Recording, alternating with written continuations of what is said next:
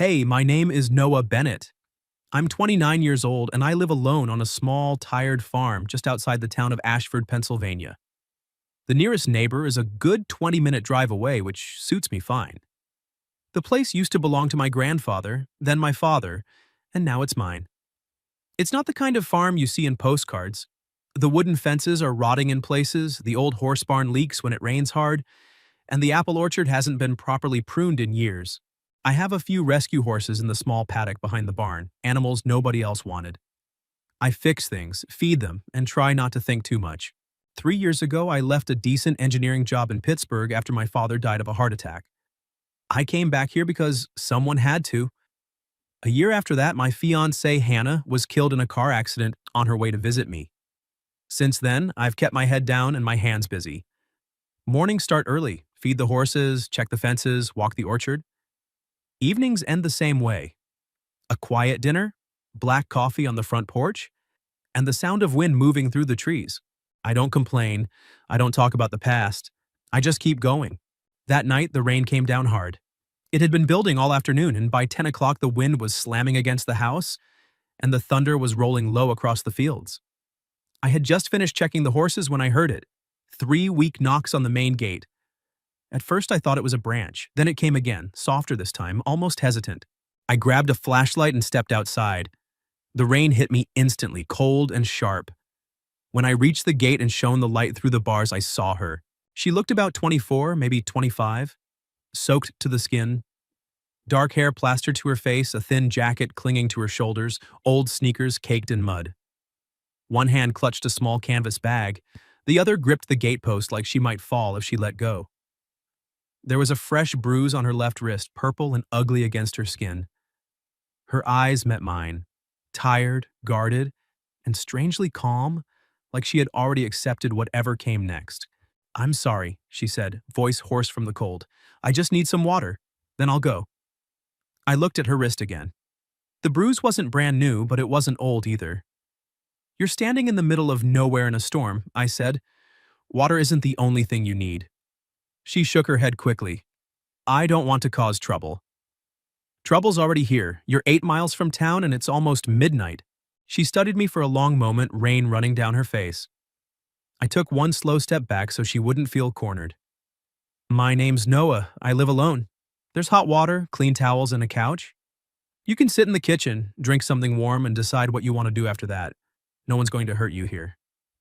She didn't move right away, then finally she stepped through the gate. Her name was Rosie Alvarez. I learned that after I brought her inside, handed her a thick towel and one of my flannel shirts, and set a glass of water on the kitchen table. She sat with both hands wrapped around the glass like someone might try to take it from her. She drank in small, careful sips, even though she was clearly thirsty. I leaned against the counter. "You walked from Route 17? She nodded without looking up. "That was over 10 miles. I didn't ask why. A weak whinny came from the barn. The young foal I'd taken in 3 days earlier had been running a low fever all day. I thought he was improving, but that sound said otherwise. I stood up immediately. Rosie lifted her head. "A foal?" I paused. "You know horses?" "A little." She pushed her chair back and followed me out into the rain without another word. Under the yellow barn light, the foal lay curled in the straw, breathing fast. Rosie knelt slowly, not touching him at first, just letting him smell her hand. Then she took the milk bottle I'd been using, warmed it in a bucket of hot water, and sat down lower so she was almost eye level with him. She spoke in a soft, steady murmur I couldn't quite hear. 10 minutes later, the foal was drinking. I stood there watching her, rainwater still dripping from my hair, and felt something shift in my chest. This girl who had shown up at my gate looking like she'd run through hell was now calming a sick animal with nothing but patience and quiet hands. When the foal finally settled, Rosie stood up. Her face was pale with exhaustion. "Thank you," she said. "I should go now." I glanced outside. The rain hadn't let up. The wind was still howling. "You don't have anywhere to go, do you?" She didn't answer. I took a breath. "You can stay tonight. The living room couch is comfortable. The door has a lock. You can use it from the inside if it makes you feel better. In the morning, if you still want to leave, I'll drive you to the bus station." She looked at me for a long time. Rain hammered the barn roof above us. Her fingers tightened around the strap of her bag. Then she nodded. Just once. And that was how Rosie Alvarez came to spend her first night at Bennett Farm. I woke up at 5 like I always did, the sky still dark outside my bedroom window. For a few seconds I lay there listening to the rain tapping against the roof, wondering if last night had been a dream. Then I remembered the girl on the couch and the way she had looked at me when she nodded. I got dressed and headed to the kitchen, half expecting the living room to be empty. But when I stepped through the doorway, Rosie was already there. She stood at the sink in my flannel shirt, sleeves rolled up, washing the 2 glasses we had used the night before. Her hair was tied back in a loose knot, still damp at the ends. On the stove, a pot of coffee was just starting to perk. She glanced over her shoulder when she heard me. "I didn't know how you'd take it," she said quietly, "so I made it black." I drink it black. Then I got lucky. The corner of my mouth lifted before I could stop it. It was the first time I had smiled in days without forcing it. She finished drying the glasses and set them on the counter. "I'll leave after breakfast. I don't want to overstay." I nodded, but something in my chest tightened at the thought. All right. We ate in near silence, scrambled eggs and toast I threw together. Rosie kept her eyes on her plate, but I noticed how she sat. Back straight, always angled toward the door, like someone who had learned to watch exits. After we finished, she stood up and carried her plate to the sink. "Thank you for last night. And for the clothes." "You're welcome." She hesitated at the door, bag already in her hand. "I can walk to the main road. Someone will pick me up." Before I could answer, a weak, pitiful whinny drifted in from the barn, the same sound from last night. I set my coffee down and grabbed my jacket. Rosie paused with her hand on the doorknob. "The foal?" "Yeah, he was better yesterday, but..." She looked toward the barn, then back at me. "If you don't mind, I could stay a few more hours, just until he settles." I studied her face. She wasn't offering out of politeness. There was genuine worry in her eyes. "All right," I said. "A few hours." Those few hours turned into the rest of the day. By late afternoon, the foal was stable again, and Rosie had somehow reorganized the entire medicine cabinet in the tack room without being asked. She moved with quiet efficiency, checking temperatures, labeling bottles, even sweeping the aisle between stalls. I watched her from the doorway and felt something strange settle in my chest. Something that wasn't quite peace, but wasn't loneliness either. She stayed that night too. And the next.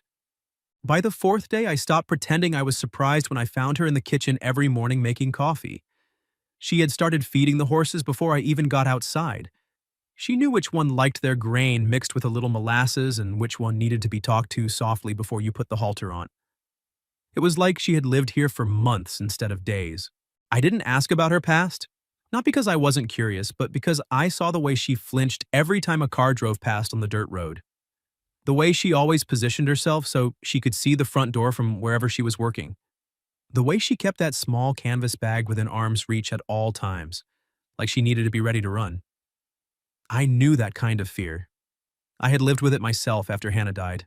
On the 6th day, while we were mending a section of fence in the back pasture, I finally said what I had been thinking. "I could use some help around here," I told her. "Real help. I can't pay much, but there's a room at the end of the hall, 3 meals a day, and I'll give you something every Friday if you want it." Rosie stopped hammering and looked at me. The wind pulled a strand of hair across her face. She didn't brush it away. "You don't know anything about me," she said. "No, I don't." "Then why would you trust me with your home?" I thought about the way she had calmed the foal that first night. The way she spoke to the older rescue horses like they were old friends. The way the house had started to feel less empty the moment she began moving through it. "I saw how you treated something weaker than you when nobody asked you to," I said. "That tells me more than a resume ever could." She looked down at the fence post between us. For a long time, she didn't speak. Then, very quietly, "I'll stay, but I want to earn it. I don't want to feel like I'm taking charity." Fair enough. That evening, we ate bean soup at the kitchen table while rain fell softly outside. It was the first real conversation we had that wasn't about work or the animals. "This place used to be happier, didn't it?" she asked, stirring her spoon slowly. I set my spoon down. "Yeah, before someone died." I met her eyes. She wasn't prying. She was just seeing the house the way it really was. My fiancé, I said. Hannah, 3 years ago. Rosie nodded once. She didn't offer the usual empty phrases, no, I'm so sorry, followed by a story about how time heals everything. She just sat with it. I'm sorry, she said finally, and that was all. We finished our soup in silence, but it wasn't uncomfortable. It felt like the kind of silence that happens between two people who have both lost something and don't need to explain it. Later that night, after she had gone to her room, the small one at the end of the hall that used to be storage, I stood on the front porch with my coffee and listened to the rain. For the first time in years, the house behind me didn't feel like a place I was just surviving in. It felt like somewhere someone might actually want to stay. And that scared me more than I wanted to admit. 2 weeks after Rosie officially started working at the farm, I drove her into Ashford to pick up feed, vet supplies, and a few sets of work clothes that actually fit her. It was a clear morning, the kind that made the hills look softer than they really were. Rosie sat quietly in the passenger seat, watching the fields roll by. She hadn't said much since we left the farm, but I noticed how her fingers kept tracing the edge of her seatbelt like she was reminding herself it was there. Ashford was a small town. Too small. The kind of place where everyone knew everyone else's business before they even finished their morning coffee. I should have known better than to bring her with me. We stopped at the feed store first, then the hardware store. By the time we reached the grocery store on Main Street, I could already feel the eyes following us. Mrs. Ellison behind the counter smiled too wide when she saw Rosie. Noah Bennett, she said, ringing up the groceries. Who's this lovely young lady? Family? She works at the farm, I answered. Mrs. Ellison's smile didn't falter, but her eyes sharpened. Works at the farm, I see. Rosie didn't flinch. She just met the woman's gaze and said calmly, I take care of the horses. We left without another word, but I knew the damage was done. By the end of the day, half the town would be talking about the strange girl living with the widowed Bennett boy. Rosie stayed quiet on the drive home. I didn't push her. 3 days later, the past she had been running from finally caught up. It was a Tuesday morning. I was in the barn checking the foal's leg when I heard the low rumble of an engine coming up the dirt road. Rosie was scattering hay in the paddock. The moment she heard the sound, her entire body went rigid. She dropped the bucket and took 2 steps back until her shoulders hit the barn wall. Rosie? She didn't answer. Her face had gone pale. A black SUV pulled up in front of the barn. 2 men got out. One was in his early 40s wearing an expensive leather jacket and the kind of watch that cost more than my truck. The other was younger, broad-shouldered, clearly there as muscle. The older man looked around the farm like he was appraising it for sale and finding it lacking. Rosalina Alvarez, he called out, voice smooth and cold. Rosie didn't move. I stepped out of the barn and placed myself between them. Who are you? The man's eyes flicked over me with mild distaste. Grant Whitlock. She used to work for me at my estate in Virginia. She left in the middle of the night. Took things that didn't belong to her. Rosie's voice came from behind me, barely above a whisper. I didn't take anything. Grant smiled without warmth. You took my time, my money, my patience. That counts as theft where I come from. I felt heat rise in my chest. She's not going anywhere with you. Grant tilted his head. And who exactly are you supposed to be? The man who owns this land. He laughed once, short and ugly. Cute. Listen, kid, I don't know what sob story she fed you, but Rosalina has a habit of making men feel like heroes. It never lasts. She'll run from you the same way she ran from me. I didn't step back. She's not running from me. Behind me, Rosie's fingers curled into the back of my shirt. Just 2 small points of pressure, but they steadied something inside me. Grant's smile disappeared. He took 1 step closer. Get in the car, Rosalina. I'm willing to forget this little episode if you come quietly. I shook my head. She's not going anywhere. The younger man started forward. I didn't move. For a long moment, nobody spoke. The only sound was the wind moving through the trees and the foal shifting restlessly in his stall. Finally, Grant let out a slow breath and smiled again, this time colder. She's going to ruin your life, Bennett. Girls like her always do.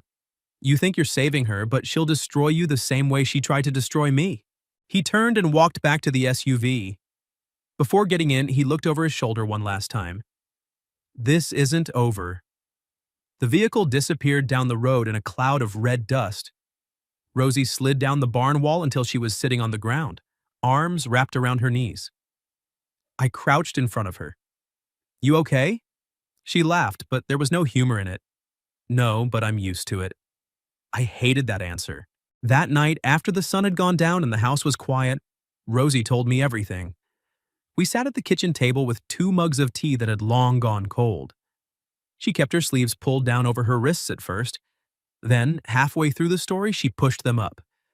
The scars were faint but unmistakable, thin white lines and older purple marks where someone had gripped her too hard, too many times. She had worked at Whitlock Equestrian Estate for almost 2 years. At first, it was just the horses, grooming, feeding, exercising. Grant had been charming in the beginning. Then the demand started. Longer hours, extra chores around the main house, cooking for his guests, cleaning up after parties that went until 3 in the morning. He stopped paying her on time, then he stopped paying her at all, saying he was holding her wages to cover damages she had supposedly caused. When she tried to leave the first time, he took her passport and driver's license, told her she wouldn't survive without him, that no one else would hire a girl with no papers and no references. The night she ran, Grant had been drinking. He cornered her after a dinner party and tried to pull her into one of the guest rooms. She fought him off, grabbed what she could, and ran. She hitchhiked, slept in gas stations, and walked for days until she reached my gate. When she finished, the kitchen was so quiet I could hear the clock ticking on the wall. I didn't know what to say. Everything I wanted to tell her felt too small. Finally, I reached across the table and rested my hand near hers, not quite touching. No one is taking you away from here unless you want to go. Rosie looked at me for a long time. Her eyes were dry, but something in them had cracked open. You don't know what he's capable of. Maybe not, but I know what I'm capable of. What's that? I'll stand at the door. A single tear slipped down her cheek, then another. She didn't make a sound, just sat there while the tears fell onto the table between us. I didn't pull her into my arms right away. I didn't want to scare her. I simply placed a clean napkin close to her hand. After a minute, Rosie reached out and took my hand instead. Her fingers were cold. I covered them with my other hand and held on. In that moment, whatever had been growing between us stopped being just gratitude or kindness. It became something neither of us had words for yet. But we both felt it. Grant didn't waste time. 3 days after he left the farm, a thick envelope arrived in the mail. Inside were legal papers, formal accusations that Rosie had stolen jewelry from a guest at his estate and broken her employment contract. There was also a request for the local police to question her.